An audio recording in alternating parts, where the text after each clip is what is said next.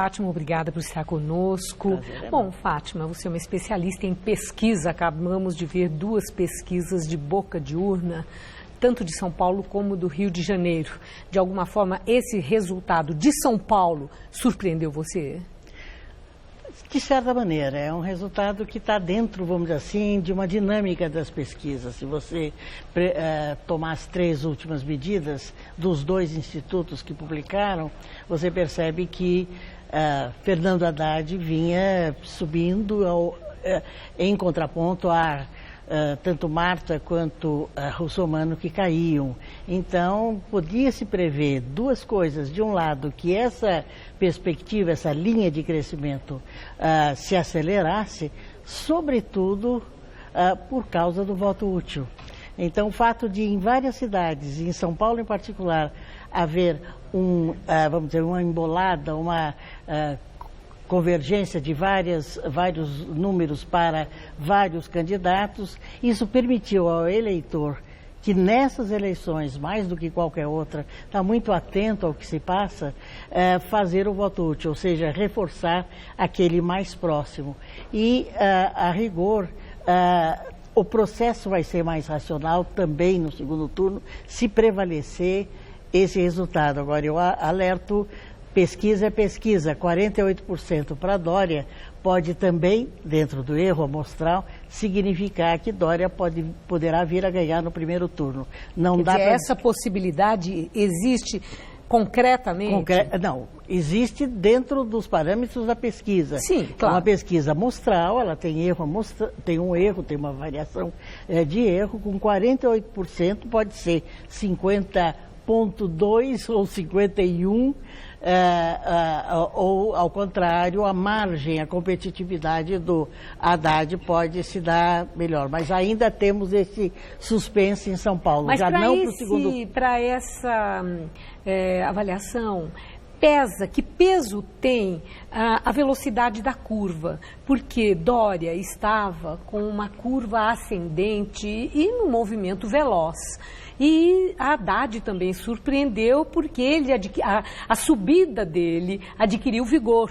Assim como a descida de Russomano adquiriu vigor. E Marta mas a Marta foi mais... ela manteve um ritmo, não teve uma acelerada para cima ou para baixo, no caso dela para baixo. A minha pergunta é, considerando a velocidade com que João Dória cresceu, essa possibilidade de ele chegar nos 50%, no cômputo dos votos válidos, isso traz um peso, ganha mais consistência essa possibilidade? Ou isso não conta? Não conta, sim, claro, porque é um processo, é alguma coisa que dinamizou o crescimento do Dória em relação aos outros candidatos. Ou porque ele já estivesse em segundo lugar, ou porque ele se desempenhou pessoalmente muito bem no debate anterior, assim como Haddad. Ou seja, eu tenho a impressão que os acontecimentos recentes, debate sobretudo, a maneira como a eleição foi disputada, com menos dinheiro, com menos carnaval e mais racional, menos carnavalesca e mais, vamos dizer assim, pensada do ponto de vista do eleitor, permitiu, vamos dizer assim, essa flutuação do segundo lugar. Isso vai acontecer no Rio, vai acontecer em todas as cidades onde simbolou o segundo lugar. Agora, Marta, essa campanha foi peculiar. Nós tivemos mudança nas regras, eleição com menos tempo de rádio e TV, eleição com aquela imposição de que as empresas, que eram as grandes contribuidoras, não podiam mais contribuir, e o peso da crise econômica e crise política. O que é que essa campanha nos ensinou? A maneira como candidatos, suas pessoas de marketing, seus partidos lidaram com essas variáveis que são novas? Houve muitas mudanças, Maria Lídia. Da ótica do eleitor, essa rapidez, essa percepção rápida com que mudou o cenário em várias cidades. Por exemplo, quando o Greca, que estava quase que em Curitiba, quase já em primeiro turno, ele diz que fala uma coisa muito desagradável e deselegante em relação às pessoas pobres que imediatamente... Que ele teve ânsia de vômito quando ajudou um pobre, foi isso? Exato, foi muito grosseiro, é difícil até reproduzir o que ele disse. Imediatamente ele declinou. O mau desempenho em debates acabou com vários candidatos por esse Brasil. Agora, o que há de melhor nessas eleições é que todas as mudanças que já, vamos dizer assim, apontam para mudanças técnicas em 2018 são mais positivas do que negativas. Ok. Aqui para a campanha, nós tivemos candidatos de perfis bem diversos.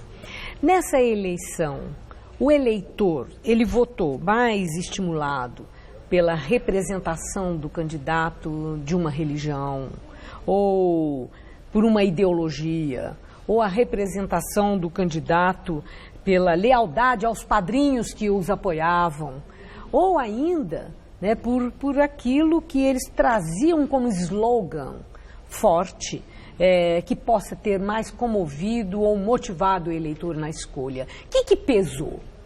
Olha, é difícil dizer que um fator único tenha pesado na decisão de todos os eleitores. Quer dizer, nós estamos vivendo uma sociedade muito mais fragmentada em todos os aspectos.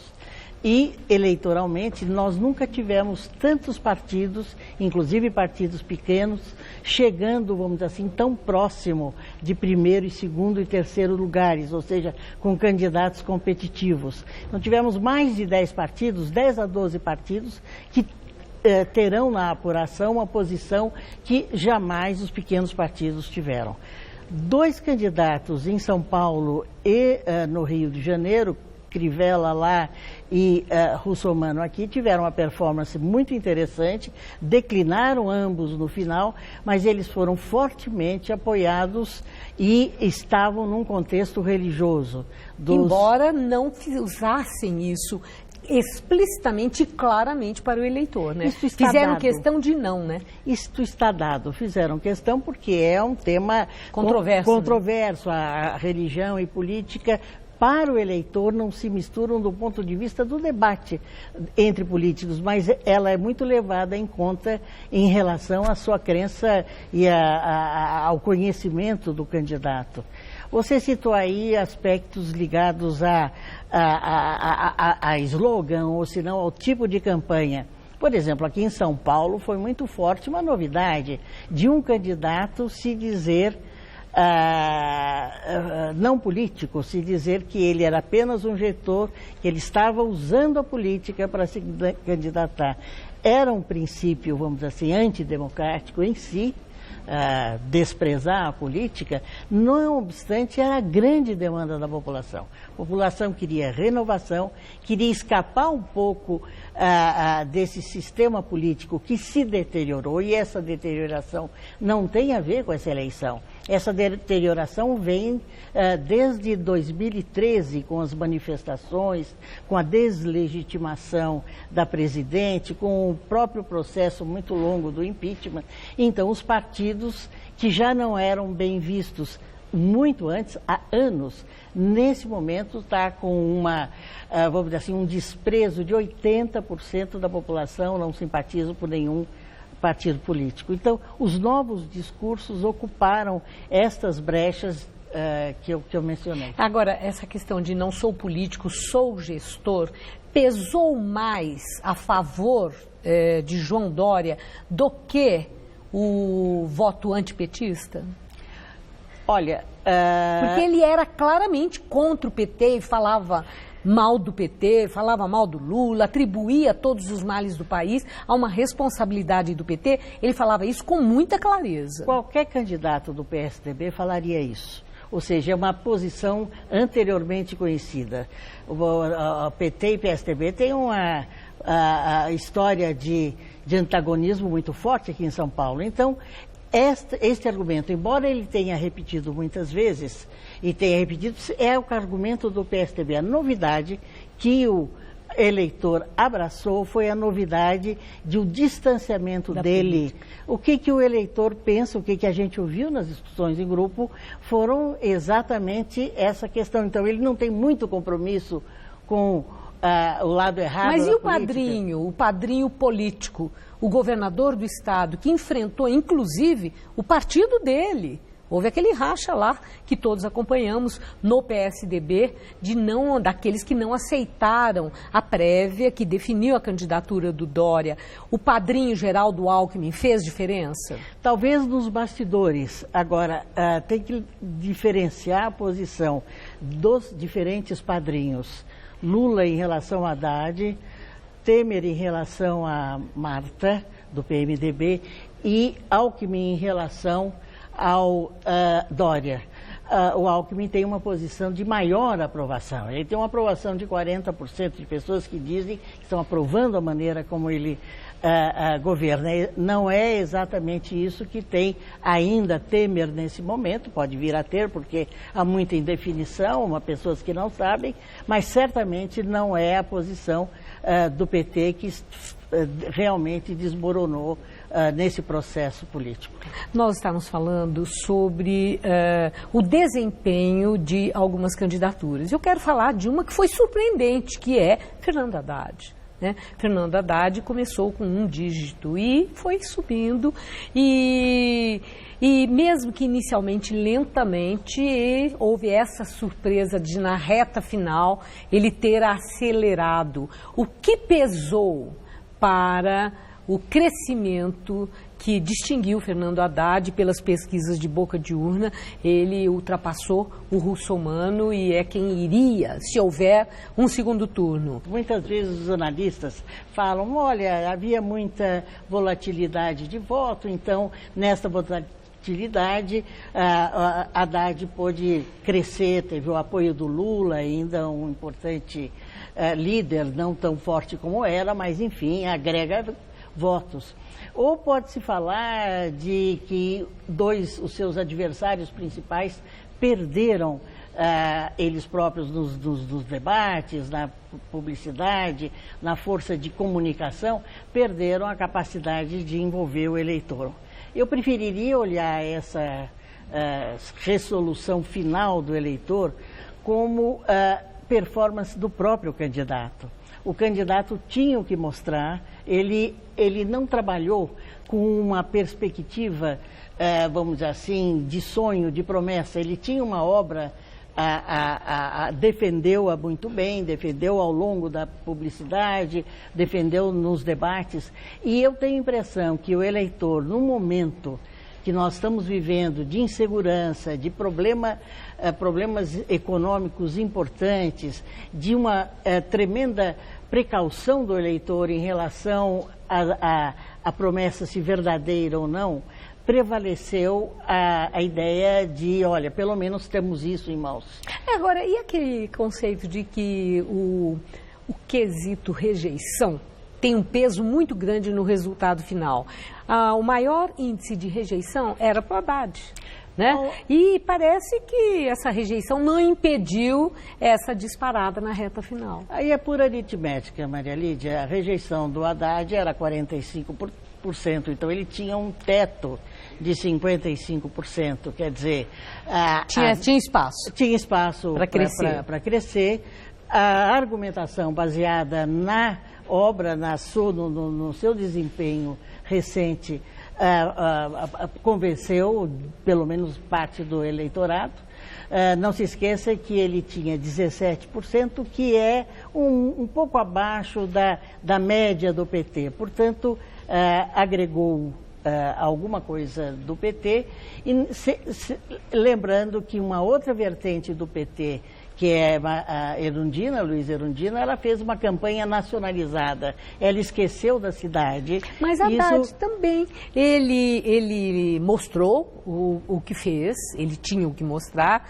Por sinal, a comunicação dele não mostrou tão bem o que ele mostrou agora na eleição, porque o cidadão de São Paulo não sabia. Que ele tinha feito tudo aquilo que ele apresentou como tendo feito. Para muita gente ele surpreendeu.